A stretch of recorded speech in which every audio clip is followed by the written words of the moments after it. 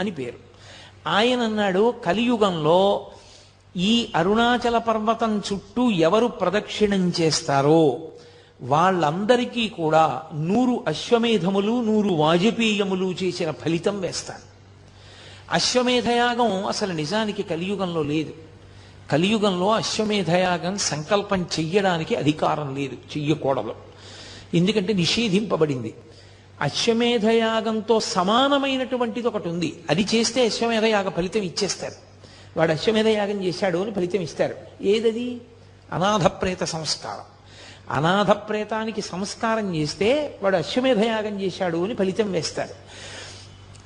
100 అశ్వమేధయాగముల యొక్క ఫలితాన్ని గిరి ప్రదక్షిణం చేసిన వాళ్ళకి వేస్తానన్నాడు. 100 వాజపేయములు చేసినటువంటి ఫలితాన్ని గిరి ప్రదక్షిణం చేసిన వాళ్ళకి వేస్తానన్నాడు. అంటే దాని ఉద్దేశ్యం, అసలు అరుణాచలం అనే